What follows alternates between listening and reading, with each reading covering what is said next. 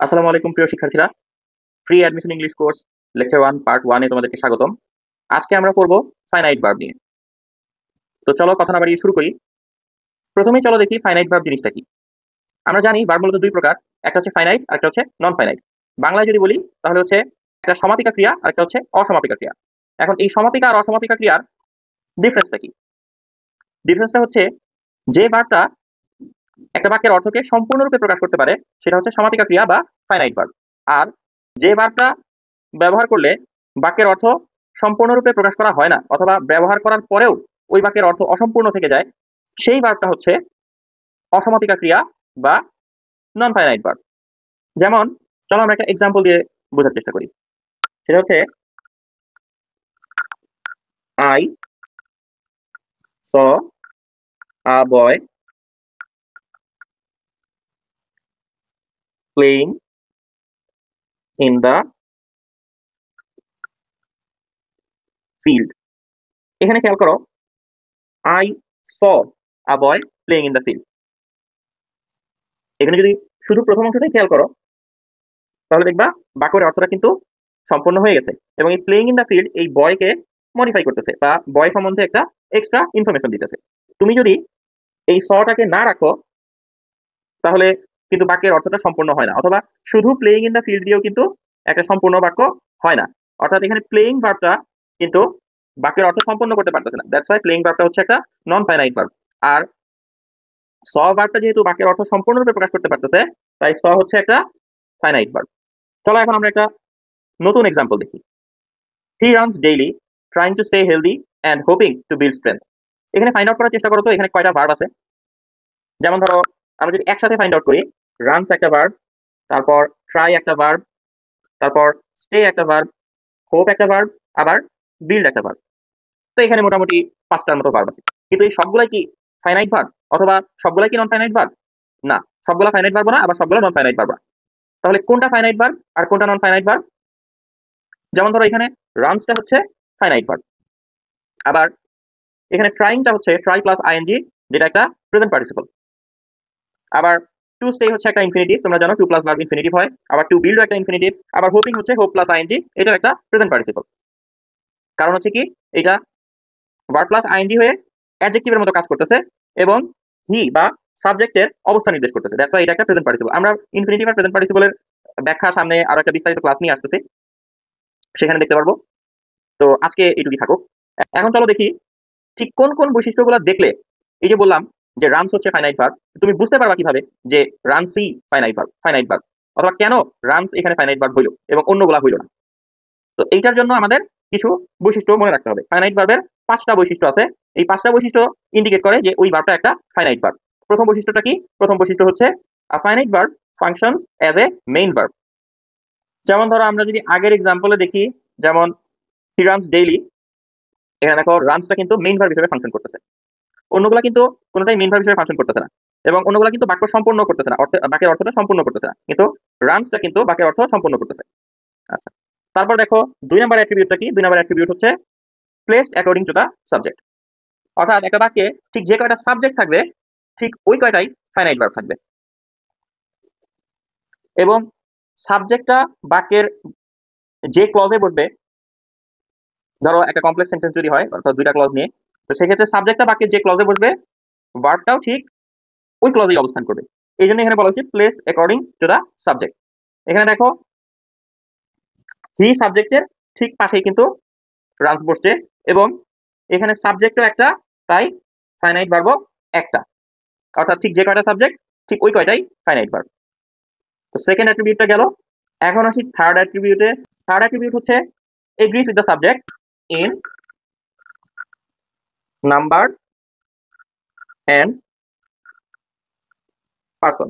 অর্থাৎ সাবজেক্টের নাম্বার এবং পারসনের সাথে ফাইনাইট ভার্ব এগ্রি করবে। আবার উপরের এক্সাম্পলটাতে ব্যাক করি। এখানে দেখো হি সাবজেক্টটার নাম্বার হচ্ছে সিঙ্গুলার আর পারসন হচ্ছে থার্ড পারসন। যেহেতু হি একটা থার্ড পারসন সিঙ্গুলার নাম্বার, সেহেতু এখানে রান ভার্বটা হি এর পারসন এবং নাম্বারের সাথে এগ্রি করে রান প্লাস এস হয়ে রানস হয়েছে। অর্থাৎ এই যে 3 নাম্বার অ্যাট্রিবিউটটা এখানে দেখতে পারলাম যে agrees with the subject in number and person. 4 number অ্যাট্রিবিউটটা হচ্ছে ফলোজ দ্য টেন্স, অর্থাৎ একটা ফাইনাইট ভার্ব বাক্যের টেন্সটাকে ইন্ডিকেট করবে, অর্থাৎ ওই বাক্যটা যে টেন্সে সেটা বোঝাই যাবে হচ্ছে ফাইনাইট ভার্বের টেন্স দেখে। আবারও আগের বাক্যটাতে দেখো, হি runs daily trying to stay healthy and hoping to build strength. এখানে এই বাক্যটা কোন টেন্সে আছে? এই বাক্যটা বোঝাই যাচ্ছে যেহেতু রানস প্রেজেন্ট ইনডিফিনিট টেন্সে আছে, সেহেতু পুরো বাক্যটাই প্রেজেন্ট ইনডিফিনিট টেন্সে আছে, কারণ রানস হচ্ছে ফাইনাইট ভার্ব। আর রানস কেন প্রেজেন্ট ইনডিফিনিট টেন্সে থাকলো?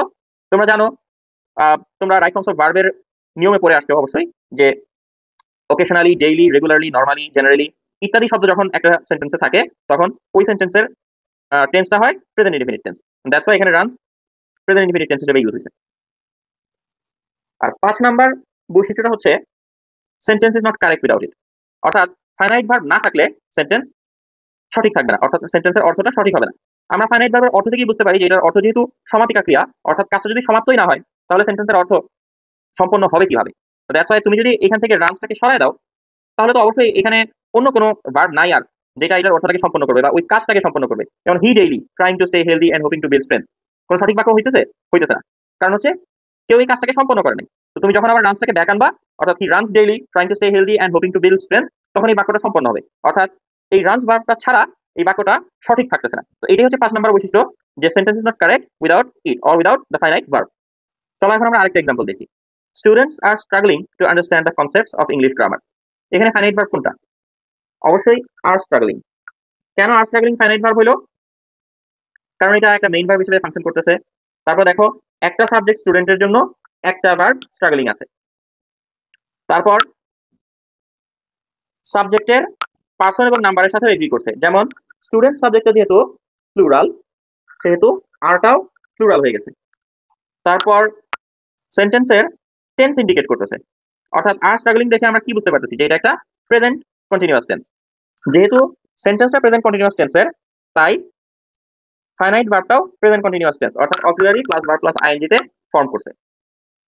আর লাস্ট যে অ্যাট্রিবিউট সেটা হচ্ছে sentence is not correct without it. তুমি যদি এই সেন্টেন্স থেকে আর স্ট্রাগলিং সরায় দাও তাহলে কি থাকে? Students to understand the concept of English grammar. বাক্যটা কি সম্পন্ন হয়েছে বা কাজটা কি সম্পন্ন হয়েছে? না, হয় নাই, অর্থাৎ বাক্যটা ইনকারেক্ট হয়ে গেছে। এটা সরে গেলে যেহেতু ইনকারেক্ট হয়ে যাচ্ছে, সো এখানে 5 নাম্বার বৈশিষ্ট্যটাও আমরা দেখতে পারলাম। চলো এখন আমরা নেক্সট স্লাইডে যাই। নেক্সট স্লাইডে আমরা কিছু কোয়েশ্চেন প্র্যাকটিস করবো। অর্থাৎ এতক্ষণ যা যা শিখলাম এই জিনিসগুলো আসলেই ঠিক মতো বুঝতে পারছি কিনা সেটার জন্য অবশ্যই অবশ্যই প্র্যাকটিস দরকার। তো কোয়েশ্চেন প্র্যাকটিস করার আগে তোমাদেরকে কিছু পরামর্শ দেই। সেটা হচ্ছে, একটা কোয়েশ্চেন যখন তুমি প্র্যাকটিস করবা তখন কখনোই শুধু সঠিক আনসারটা প্র্যাকটিস করবা না। তুমি অবশ্যই যে অপশনটা সঠিক সেটা তো প্র্যাকটিস করবাই, তার পাশাপাশি যে 3টা অপশন ভুল সেগুলো কেন ভুল সেটা সহ অ্যানালিসিস করে পড়বা। এটা করলে সুবিধাটা কি? এটা করলে একটা কোয়েশ্চেন প্র্যাকটিস করার সময় তোমার প্রায় 4টা গ্রামাটিক্যাল কনসেপ্ট প্র্যাকটিস করা হয়ে যাবে, এবং তুমি যদি এভাবে প্র্যাকটিস করো তাহলে তোমার গ্রামারের যে বেসিকটা এটা অনেক স্ট্রং হয়ে যাবে। তাই এখন চলো আর কথা না বাড়িয়ে আমরা শুরু করি। 1 নাম্বার কোয়েশ্চেনটা হচ্ছে, identify the finite verb in the following sentence. Neither of the boys was playing in the field though they had brought a football. এখানে নিদার কি ফাইনাইট ভার্ব? না, নিদার ফাইনাইট ভার্ব না। কেন নিদার ফাইনাইট ভার্ব না? কারণ neither হচ্ছে একটা pronoun. আমরা জানি ইদার, নিদার, ইচ এগুলো হচ্ছে ডিস্ট্রিবিউটিভ প্রোনাউন। তো ইদার ব্যবহৃত হয় হচ্ছে 2টা বস্তুর মধ্যে যে কোনো একটাকে রেফার করার জন্য, আর নিদার ব্যবহৃত হয় 2টি বস্তুর মধ্যে কোনোটাই না এইটা রেফার করার জন্য। এবং নিদার হচ্ছে একটা সিঙ্গুলার ডিস্ট্রিবিউটিভ প্রোনাউন। তো নিদার যেহেতু একটা প্রোনাউন আর আমাদেরকে খুঁজতে বলা হয়েছে এখানে ফাইনাইট ভার্ব, যে কারণে নিদার সঠিক আনসার না। ব্রড কি সঠিক আনসার? এখানে দেখো, এই পুরা সেন্টেন্সটা একটা কমপ্লেক্স সেন্টেন্স, অর্থাৎ এই ডো নামক কনজাংশনটার এই পাশে একটা ক্লজ আছে, আবার এই পাশে একটা ক্লজ আছে। এখন আমরা যদি শেষ ক্লজটার দিকে খেয়াল করি, they had brought a football, এখানে হ্যাড ব্রট কিন্তু শেষ ক্লজটার ফাইনাইট ভার্ব। কিন্তু সি নাম্বার অপশনে দেওয়া আছে শুধু ব্রট। শুধু ব্রট কি কোনো ফাইনাইট ভার্ব? না, এখানে হ্যাড ব্রট পুরাটা হচ্ছে ফাইনাইট ভার্ব। শুধু ব্রট কিন্তু একটা পাস্ট পার্টিসিপল, এবং past participle is a kind of non finite verb. তো তাহলে অপশন বাকি থাকে এখন একটা, সেটা হচ্ছে ওয়াজ প্লেইং, এবং এই ওয়াজ প্লেইং হচ্ছে প্রথম ক্লজটার ফাইনাইট ভার্ব। এই জন্য এখানে সঠিক উত্তর ওয়াজ প্লেইং। এখন চলো আমরা 2 নাম্বার কোশ্চেনটা দেখি।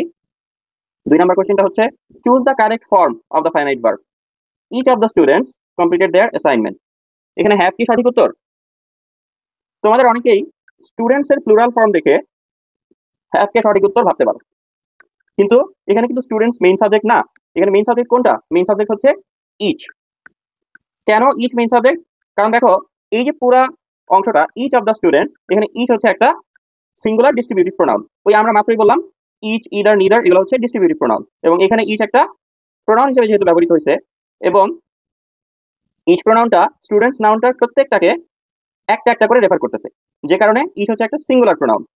আর সিঙ্গুলার প্রোনাউনের জন্য প্লুরাল হ্যাভ কখনোই সঠিক ফাইনাইট ভার্ব হইতে পারে না, এই জন্য এটা ভুল। সেম কারণে ওয়াই আরও সঠিক আনসার হবে না, কারণ এটা একটা প্লুরাল ফাইনাইট ভার্ব। তো এখন অপশন বাকি থাকে দুইটা, হ্যাভিং আর হ্যাজ। এখানে যদি আমরা হ্যাভিং বসাই তাহলে কি হয়? তাহলে এই হ্যাভিং আর এই কমপ্লিটেড মিলে হ্যাভিং কমপ্লিটেড হয়ে যায়, তখন কিন্তু এখানে একটা পারফেক্ট পার্টিসিপল ফর্ম করে ফেলে। আর আমরা কি জানি? Perfect participle is also a kind of non finite verb. আমরা নন ফাইনাইট ভার্ব সম্বন্ধে আরো বিস্তারিত আলোচনা নেক্সট ক্লাসে নিয়ে আসবো। তো আপাতত এতটুকু জেনে রাখো যে perfect participle is also a non finite verb, that's why it's not a correct answer. তো তাহলে এখন অপশন বাকি থাকে একটা, সেটা হচ্ছে হ্যাজ, আর হ্যাজ এখানে কারেক্ট আনসার। তাহলে পুরো সেন্টেন্সটা কি দাঁড়াইলো? Each of the students has completed their assignment. Third কোয়েশ্চেনটা দেখি, which sentence contains an incorrect finite verb agreement. এখানে দেখো তোমরা অনেকেই কোয়েশ্চেন আনসার করার সময় এই ইনকারেক্ট শব্দটা খেয়ালই করো না, এবং দাগানোর সময় যদি দেখো যে প্রথম অপশনটা সঠিক, তাহলে সেটাই সঠিক মনে করে দাগায় দিয়ে চলে আসো, এবং আনসারটা কিন্তু ভুল হয়ে যায়। তো অবশ্যই যেখানে ইনকারেক্ট লেখা থাকবে তখন ইনকারেক্ট শব্দটা ভালো করে খেয়াল করবা। তো এখানে আমাদেরকে খুঁজতে হবে যে চারটা অপশনের মধ্যে কোন অপশনটা ইনকারেক্ট। তো প্রথমে খুঁজে দেখি এ নাম্বার অপশনটা কি incorrect. The committee has reach a unanimous decision. এখানে হ্যাজ রিচ হচ্ছে ফাইনাইট ভার্ব। এই ফাইনাইট ভার্বটি কি ইনকারেক্ট? না, এটা ইনকারেক্ট না। কেন ইনকারেক্ট না? কারণ দেখো এই যে সাবজেক্ট দ্য কমিটি, এটা একটা কালেকটিভ নাউন। আমরা কি জানি? কমিটি, জুরি ইত্যাদি কালেকটিভ নাউন যখন কোনো ইউনানিমাস ডিসিশনে পৌঁছায় তখন সেটা একটা সিঙ্গুলার নাউন হয়। আর যেহেতু এই কমিটিটাও এখানে ইউনানিমাস ডিসিশনে পৌঁছাইছে, তো এটাও এখানে একটা সিঙ্গুলার নাউন। আর সিঙ্গুলার নাউনের জন্য singular finite verb has reached সঠিক উত্তর। তারপরে দেখো সি নাম্বার অপশনটা, the teacher along with the students is attending the seminar. এখানে ফাইনাইট ভার্ব কোনটা? ফাইনাইট ভার্ব হচ্ছে ইজ অ্যাটেন্ডিং। এটা কি ইনকারেক্ট? না, ইজ অ্যাটেন্ডিং এখানে ইনকারেক্ট না। কেন ইনকারেক্ট না? তোমরা এখানেও এই যে স্টুডেন্টস এর প্লুরাল ফর্ম দেখে মনে করতে পারো যে টিচারের সাথে তো স্টুডেন্টসরাও আছে, তো তাহলে তো সাবজেক্টটা প্লুরাল হওয়ার কথা। কিন্তু তোমরা কিন্তু সাবজেক্ট ভার্ব এগ্রিমেন্টে পড়ে আসছো যে যখন কোনো সাবজেক্টের সাথে এই যে এই ফ্রেজগুলা along with, together with, accompanied by, as well as ইত্যাদি ফ্রেজ যখন সাবজেক্টের সাথে কোনো নাউনকে যুক্ত করে, তখন সেই নাউনটা ওই সাবজেক্টের নাম্বারের উপর কোনো ইফেক্ট রাখে না। অর্থাৎ এখানে যদি সাবজেক্টটা সিঙ্গুলার থাকে তাহলে ভার্বটাও সেখানে সিঙ্গুলারই হবে। এখানে যদি সাবজেক্টটা প্লুরাল থাকতো, অর্থাৎ টিচার না থেকে টিচার্স থাকতো, তখন এই ভার্বটাও প্লুরাল হইতো। তো মেইনলি নাম্বারটা এখন ডিপেন্ড করবে কার উপর? এই যে এই মেইন সাবজেক্টের উপর। এতটুকু অংশ কিন্তু নাম্বারের উপর কোনো ইফেক্ট রাখবে না। তো দ্যাটস ওয়াই টিচার যেহেতু এখানে সিঙ্গুলার, সেহেতু is attending as a singular finite verb এখানে ঠিক আছে, অর্থাৎ এই পুরো বাক্যটাও ঠিক আছে। এখন আসলে আমরা ডি নাম্বারটা দেখি। ডি নাম্বার সেন্টেন্সটা কি বলছে? either Rafi or his friends have promised to help. এখানে ফাইনাইট ভার্ব কোনটা? have promised। তো এই have promised কি এখানে ইনকারেক্ট? না, ইনকারেক্ট না। কেন ইনকারেক্ট না? কারণ আমরা সাবজেক্ট ভার্ব এগ্রিমেন্টে পড়ে আসছি যে either or এটা হচ্ছে একটা কোরিলেটিভ কনজাংশন। এরকম either or, neither nor এগুলো যখন থাকে তখন ভার্বের ঠিক পূর্বে যে সাবজেক্টটা থাকে, অর্থাৎ এই যে এটা হচ্ছে ভার্ব, এইটার ঠিক পূর্বে যে সাবজেক্টটা থাকবে ঠিক সেই সাবজেক্টের সাথে ভার্বটা এগ্রি করবে। তো এখন দেখো তো ভার্বের ঠিক পূর্বে কে আছে? এখানে কি রাফি আছে না হিজ ফ্রেন্ডস আছে? অবশ্যই হিজ ফ্রেন্ডস আছে, রাফি তো তারও আগে। তো যেহেতু ভার্বের ঠিক পূর্বে হিজ ফ্রেন্ডস আছে এবং হিজ ফ্রেন্ডস হচ্ছে একটা প্লুরাল সাবজেক্ট, সো প্লুরাল সাবজেক্টের সাথে যখন ভার্ব এগ্রি করবে তখন সে নিজেও প্লুরাল ভাবেই এগ্রি করবে, যে কারণে ডি নাম্বারটাও সঠিক আনসার। তো এখন তাহলে অপশন বাকি থাকে একটা, সেটা হচ্ছে বি নাম্বার। এখন বি নাম্বারটা কেন ইনকারেক্ট সেটা চলো বোঝার চেষ্টা করি। এখানে দেখো বি নাম্বারে বলছে the news are spreading rapidly. এখানে নিউজ হচ্ছে একটা আনকাউন্টেবল নাউন, আর ফাইনাইট ভার্বটা দেখো আর স্প্রেডিং, মানে একটা প্লুরাল ফাইনাইট ভার্ব হয়ে গেছে। আনকাউন্টেবল নাউন নরমালি কি হয়? Uncountable noun normally singular noun. আর যেহেতু সিঙ্গুলার নাউনের জন্য এখানে প্লুরাল ভার্ব ব্যবহার করা হয়েছে, সুতরাং এই অপশন তো ভুল হবেই। চলো এখন আমরা 4 নাম্বার কোশ্চেনটা দেখি। 4 নাম্বার কোশ্চেনটা হচ্ছে identify the finite verb in the following sentence. If she had known the truth she would not have spoken so harshly. এখানে দেখো তো শুধু নুন কি কোনো ফাইনাইট ভার্ব? না। শুধু স্পোকেন কি কোনো ফাইনাইট ভার্ব? না। আবার হার্শলি কি কোনো ভার্ব? না, হার্শলি কোনো ভার্বই না, এটা একটা অ্যাডভার্ব। তো তাহলে অপশন বাকি থাকে একটা। কোশ্চেনটা খুবই ইজি ছিল, যেখানে একটাই অপশন বাকি আছে, সেটা হচ্ছে হ্যাড নোন। এই হ্যাড নোন হচ্ছে এই যে প্রথম ক্লজটা, এই পুরোটা কিন্তু একটা ইফ কন্ডিশনাল সেন্টেন্স, অর্থাৎ এটা একটা কমপ্লেক্স সেন্টেন্স, এখানে দুইটা ক্লজ আছে। তো এই যে প্রথম যে ইফের যে ক্লজটা, সেইটার ফাইনাইট ভার্ব হচ্ছে হ্যাড নোন। চলো এখন আমরা আমাদের আজকের লাস্ট কোশ্চেনটা দেখি। Find the finite verb in the sentence below. By the time the guests arrive, the chef was preparing the meal. এখানে শুধু প্রিপেয়ারিং কি কোনো ফাইনাইট ভার্ব? না, শুধু প্রিপেয়ারিং কোনো ফাইনাইট ভার্ব না।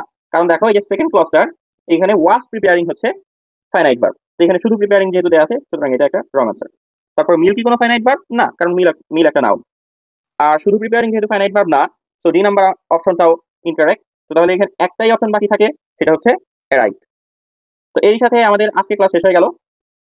আজকের ক্লাস থেকে তোমরা কি কি শিখলা সেটা যাচাই করার জন্য ক্লাসের পিন কমেন্টে আজকে ক্লাসের টপিকের উপরেই ঢাকা ইউনিভার্সিটি অ্যাডমিশন স্টাইলের একটা এক্সামের লিঙ্ক দেওয়া আছে।